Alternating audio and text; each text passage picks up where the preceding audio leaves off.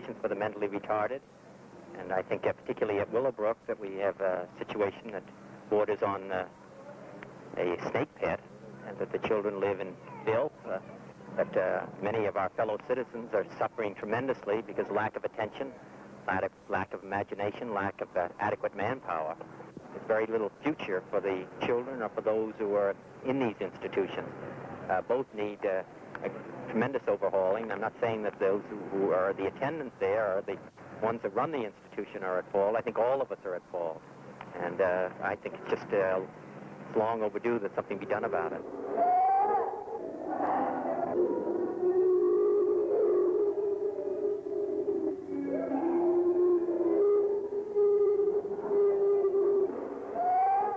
It's been more than 6 years since Robert Kennedy walked out of one of the wards here at Willowbrook and told newsmen of the horror he'd seen inside.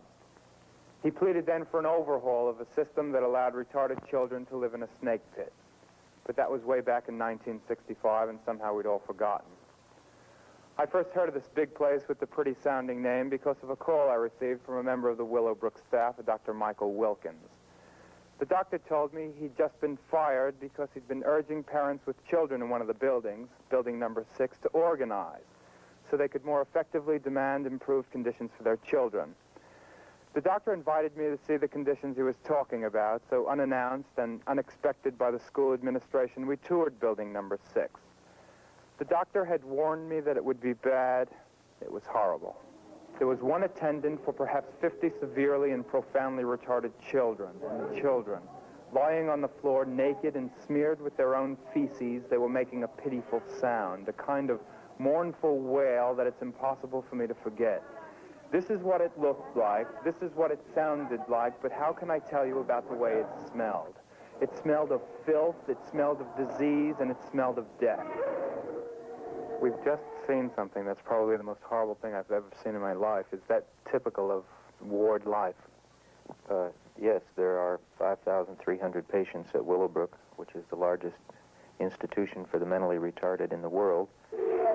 The ones that we saw were the most severely and profoundly retarded. There are thousands there like that, not going to school, sitting on the ward all day, not being talked to by anyone, only 1 or 2 or 3 people to take care of 70 people on the ward, sharing the same toilet, contracting the same diseases together.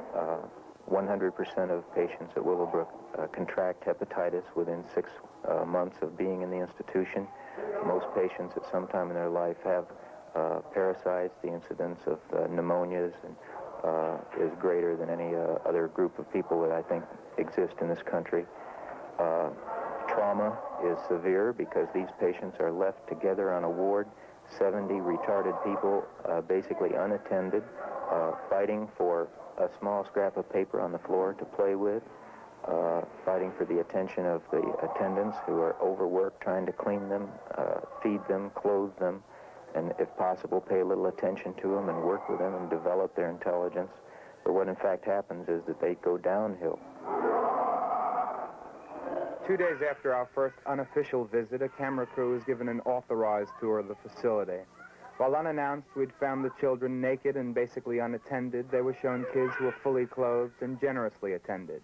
It was to ensure that this sudden improvement in the quality of life was permanent that we returned without the knowledge of the school administration and through a back door.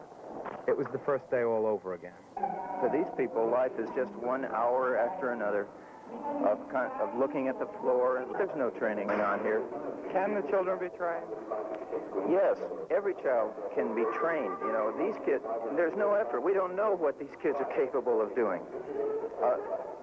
Some training programs go on at Willowbrook, but the state provides a bare minimum, just enough so that they can call this place a school. The state, clearly these kids aren't getting any training. I mean, I don't think I even have to say that. They're just sitting here on the ward. These are the hours during which they should be in school, and they're not. What ward is this now? This is building 27.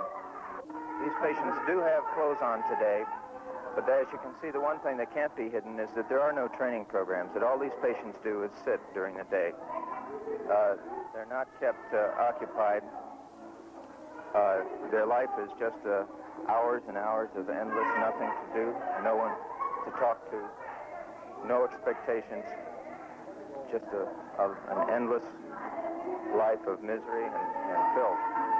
What you see, it makes you think that it's hopeless that they can't be trained, but you know, they only look this way because they haven't ever had opportunity for training.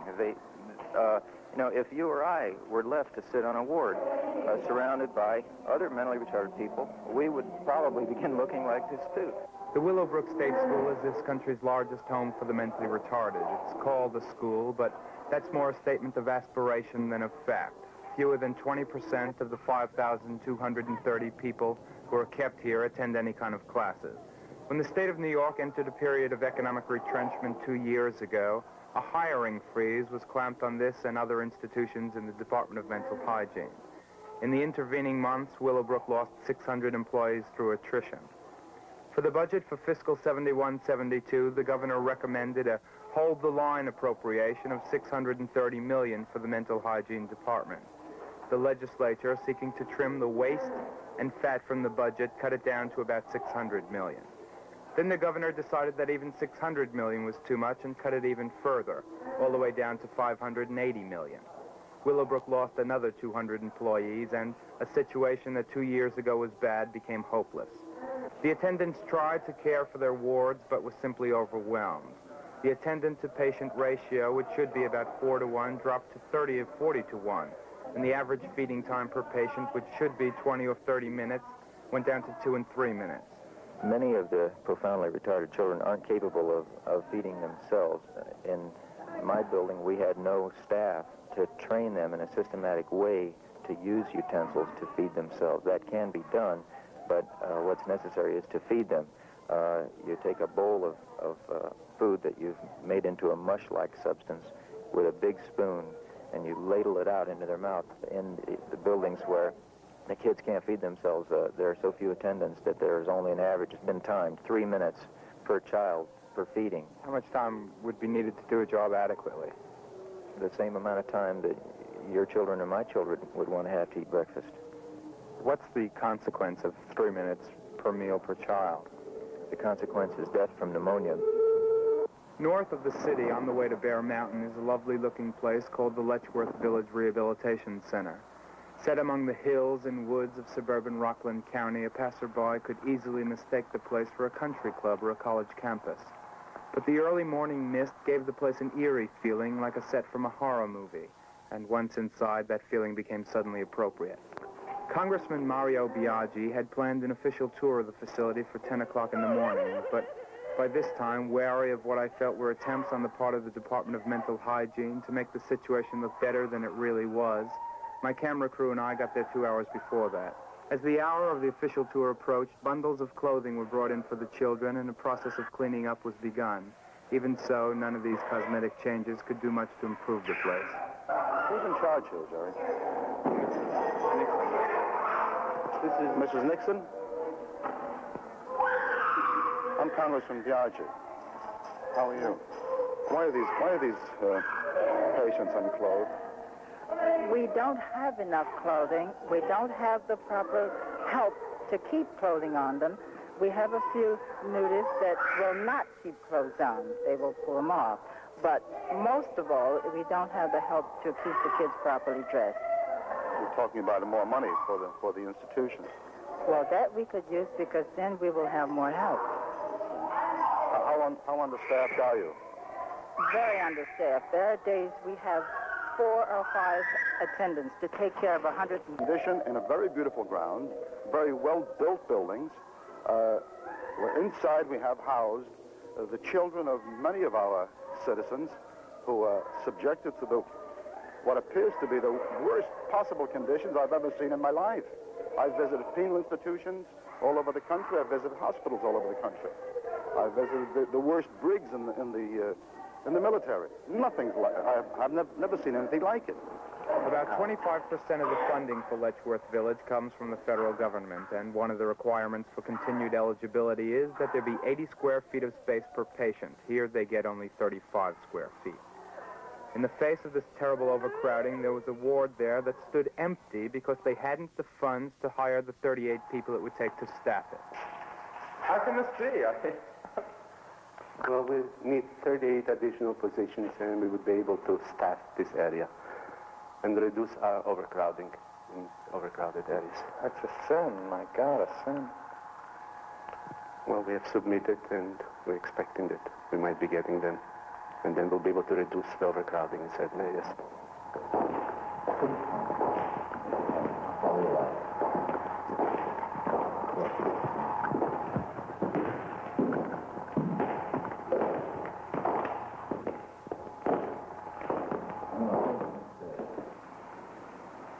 There's at least one more horrifying aspect of life at Letchworth. More than 300 able-bodied patients, both physically and mentally able to work outside the institution, are not being allowed to. They're being used to fill the places of the too few employees. They get paid $2 a week for their efforts, about what they'd make each hour on the outside. And there was another development on the day we visited Letchworth. It was 8 days after our investigation had begun. Governor Rockefeller, amidst the growing public outcry over the conditions at Willowbrook, made an announcement.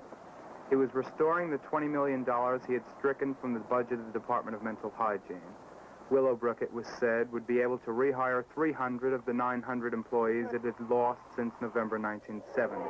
Letchworth Village would be able to rehire about 200. But the additional employees, while perhaps slowing the downward course of these two institutions, would not be able to change the basic nature of the two places, mere depositories for the retarded. You think what we showed on television in the past week is an accurate reflection of the problem, of the situation? I think it focused and made vivid the problems at Willowbrook. You think it was an honest portrayal? I think it was an honest portrayal of the problems at their worst. It may not tell the whole story of Willowbrook, and it certainly doesn't tell the whole story of the retarded, but it does describe unmistakably the kind of problems that we've seen, and now, thanks to the coverage, many people have seen. If the public eye leaves Willowbrook and all of the other places, and we once again find ourselves, we and the directly involved parents, trying to go it alone, then I think we struggle to maintain our few gains, and we struggle slowly to get ahead. And perhaps if you were to come back a year from now and look again, you might see that we'd made headway. I expect you would. But you won't see it all solved in 2 weeks. I wish you would go back in 2 weeks, and in 2 weeks, and in 2 weeks, because I think that a window on these conditions, and maybe even allowing to begin to see what not only what is, but what it could be, and even what it is already in some places.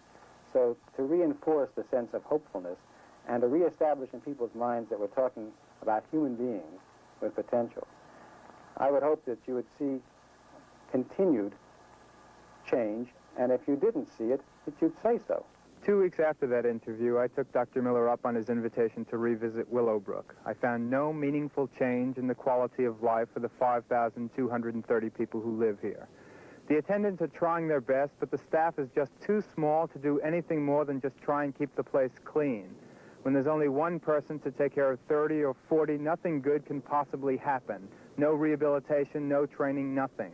The attendants are as much the victim of the conditions here as the patients are. And this visit has revealed the prisons and the hospitals. The way we care for our mentally retarded is the last great disgrace.